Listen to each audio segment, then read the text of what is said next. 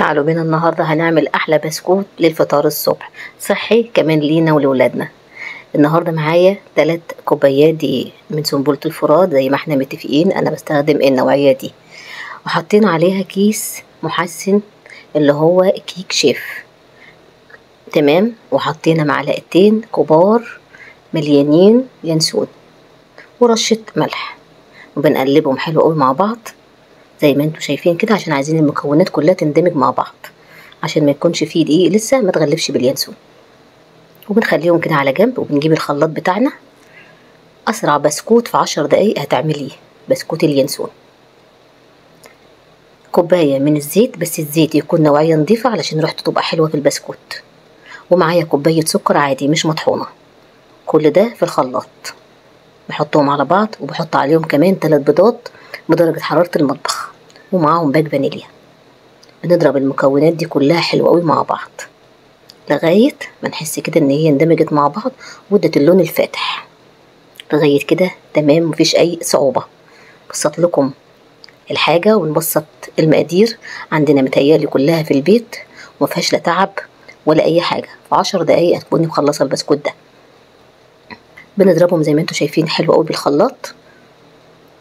وبعد كده بعد ما بضربهم بالخلاط بحطهم على الدقيق واليانسون، ايد بتقلب وايد بتنزل بخليط البيض والسكر والزيت، بقلبه حلو قوي. بكون طبعا هنا مسخنه الفرن على درجه حراره 180 الرف الوسط. ببتدي اقلب الخليط كله على بعضه، واقلب تقليبه حلوه عشان ما يكونش فيه دقيق ما تغلفش بالخليط. عجينه البسكوت دي يا جماعه بتبقى تقيله شويه، ما بتبقاش خفيفه كده زي الكيك، بس اعتبريها ان احنا بنعمل كيك، بس هنا العجينه تقيله شويه. بقلبها حلو لان زي ما انتوا شايفين كده بيبقى يكون لسه فيه دقيق ما تغلفش. بقلب حلو قوي زي ما انتوا شايفين كده. وبكون محضره هنا صينيه دهناها زيت، وانا هحط عليها هنا ورقه زبده. ما عندكيش طبعا ورق زبده مش متواجد، بنغلفها زيت ودقيق. بغلفها حلو قوي علشان انا مش عايزه البسكوت ده يلزق في الصينيه، لان طبعا احنا بنقلبه. بعد ما قلبتها حلو قوي كده زي ما انتوا شايفين كده، بجيب الصينيه وبنزل بيها بالخليط. طيب بعد هنا منزلنا الخليط في الصينيه. طب انا مش عارفه افرده ازاي، هو طبعا عجينه تقيله وما بتتفردش. بجيب طبق صغير كده فيه زيت، والمعلقه اللي انا هفرد بيها هحكها زيت، وانزل بيها على وش البسكوت زي ما انتوا شايفين كده علشان يتفرد. وافرد ادهنها زيت وافرد العجين، ادهن زيت وافردها لغايه ما احس ان هي اخدت الصينيه كلها.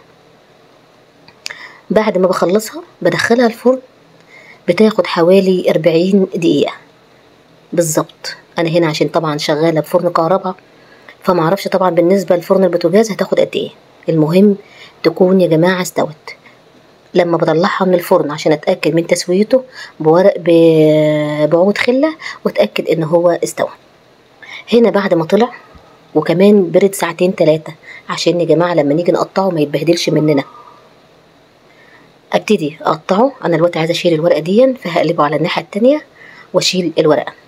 احنا هنا بسكوت اليانسون بيتقطع وبيتقرقش تاني، بيخش الفرن تاني 10 دقايق على الناحيه اليمين و10 على الناحيه الشمال علشان البسكوت يتقرقش. بس في النهايه يا جماعه بصراحه بتطلع نتيجه البسكوت هايله جدا، وطعمها تحفه لينا ولولادنا الصبح. بصراحه احلى وجبه على الفطار، صحيه وحلوه. بنبتدي نقطعه زي ما انتم شايفين كده. طبعا لا هو ني من جوه ولا مكتكت ولا عجين من ارضيته. بصراحه البسكوت طلع تحفه جدا جدا يا جماعه. نمشي على الخطوات بالظبط والمقادير، الحاجه هتطلع فوق الوصف.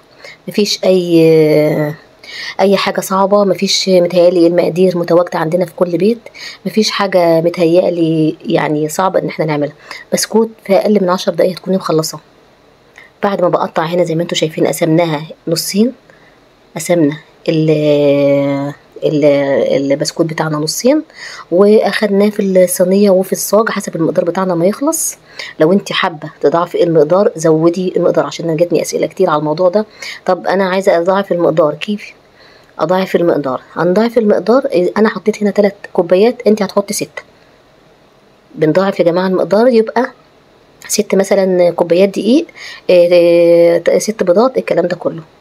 هنا بعد ما دخل الفرن 10 دقايق على كل جنب. شايفين يا جماعه القرمشه بتاعت البسكوت عامله ازاي؟ تحفه، ريحه البسكوت قلب الدنيا. حاجه كده يا جماعه من الاخر، جربوا مش هتندموا. الوصفات يا جماعه اهم حاجه المصداقيه، امشي ورا الوصفه بالظبط هتطلعي احلى شغل، حتى لو بتطلعي اوردرات. تابعوني يا جماعه دايما على صفحتي مملكه الحلويات، وشكرا.